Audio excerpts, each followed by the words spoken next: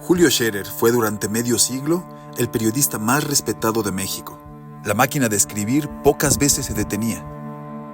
La agenda del día tenía marcadas citas con grandes personajes de la vida nacional. Había reporteros que esperaban en la redacción. Entrevistas que al día siguiente acapararían el café de las sobremesas. Pero antes de todo, las rutinas deportivas de todas las mañanas en la alberca del Deportivo Chapultepec. Llegaba y Juanito, voy a hacer mi natación. Si me hablan, que no me estén chingando. Se aventaba en promedio de 40 minutos a 1 hora. Claro, en este trayecto se aventaba su asoleadita. Y más que nada, yo siento que subía contentísimo. Se destresó en su asoleadita, en su natación. De temas que traía, X cosa, pues subía alegre, contento.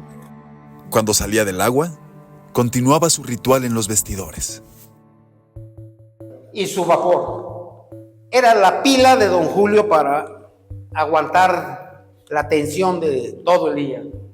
Este vaporcito se lo preparaba don Julio entre sus 40 y 45 grados, ¿sí?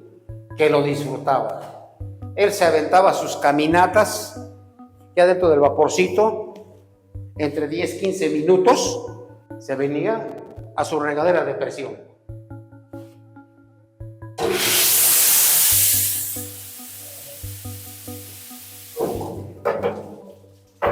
A su peor enemigo, que era la báscula. Ahí estaba así a sus 10-15 segundos con la báscula, peleándose con ella. Que siempre me decía, pinche Juanito, ¿cómo chingas con la báscula tú, cabrón? Ya la descompusiste otra vez. Entre sus amigos de vestidor estaban el medallista olímpico Carlos Girón y el prodigioso tenista Pancho Contreras. Pero también la crema política de la época: Jesús Silva Herzog, Genaro Borrego y Miguel Limón Rojas. Las charlas cotidianas derivaban algunas veces en reclamos acerca de lo que se publicaba en la revista Proceso. Oye, Julio, ¿cómo ves esto? ¿Cómo ves el país? Y esto y aquello. Oye, Julio, nos descalabraste. Él siempre le sacaba la vuelta. No, déjame checar, dice, porque no, la verdad, que bueno, como está diciendo, voy a ver quién cabrón publicó eso. Y pórtense bien, dice, porque se portan mal, su pinche pellizco se van a llevar. Pero sí, era un nadador y esto yo creo que también tenía que ver con su disciplina diaria, ¿no? Alguien que está tanto tiempo sentado ante un escritorio, pues necesita soltar el cuerpo un poco. La actividad física de Scherer se expresaba de muchas formas más. En su autobiografía Vivir, Scherer acepta que fue un fracaso en el fútbol. Eso lo alejó de la práctica del balón, pero no de la tribuna. Por mucho tiempo le fue al Atlante. Dejó de irle porque el Atlante se fue a la segunda división y era un perdedor nato el Atlante siempre. Luego le fue al Toluca. No sé por qué razón le fue al Toluca, pero le encantaba la perra. Y ese jugador que se llamaba Cardoso, a mi papá le mataba. Y cuando perdía el América, mi papá era feliz.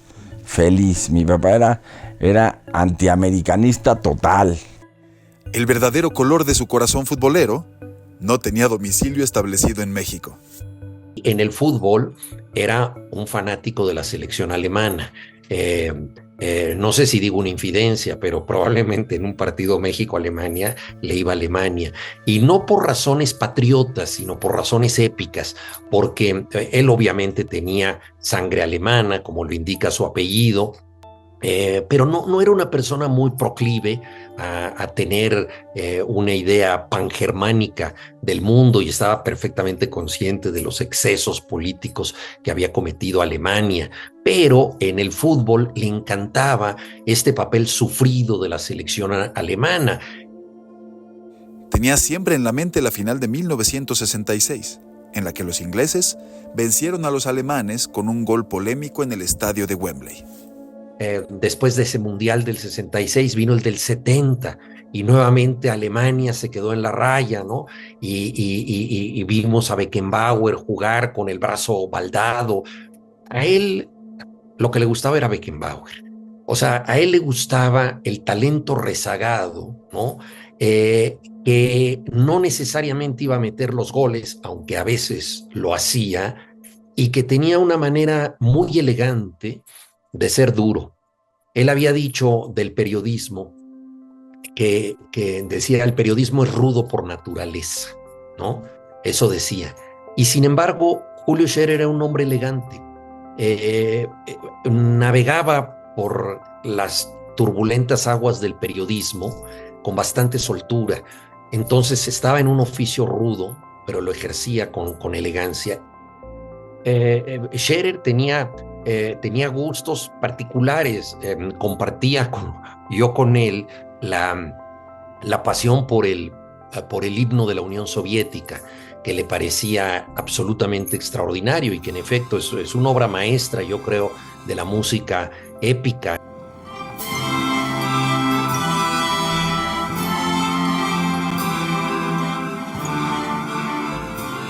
Entonces en las Olimpiadas le gustaba ese momento épico en que sonara el himno de la Unión Soviética, y esto tiene mucho que ver con su talante, porque sus crónicas, su periodismo, siempre tuvieron este sentido épico de la historia. Esa épica la encontraba principalmente en la pelota y el diamante. Yo creo que buena parte de su relación tan estrecha con Abel Quesada tenía que ver con el béisbol y con los Yankees de Nueva York. Lo disfrutaba muchísimo, lo gozaba, pero también lo sufría muchísimo, porque mi papá estaba pendiente todos los días de los juegos. Entonces cuando perdían los Yankees para mi papá era una desgracia, pero cuando ganaban era el más feliz de todos.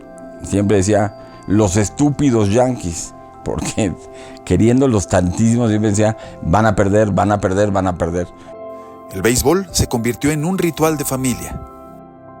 A mis hermanas les decía, hijita, ¿no te importa que vayamos a ver el béisbol? Y todas mis hermanas aprendieron con él lo que era el deporte. La casa empezó a llenarse con las figuras de los ídolos, el carisma de Mariano Rivera, el pundonor de Derek Jeter y el poder de Alex Rodríguez. Pero el lugar de privilegio era para los clásicos. Yo creo que mi papá, el beisbolista que más le gustó en la vida era Baby Ruth, porque primero pasó de Boston a los Yankees. Mi papá aborrecía a Boston por razones naturales, entonces le encantaba por eso Baby Ruth. Una pelota firmada por el Bambino, que le regaló su amigo Juan Antonio Pérez Simón, brilla en los lugares de privilegio. También la figura del más grande del boxeo, otro deporte que lo cautivaba. A él le gustó mucho Mohamed Ali, por supuesto.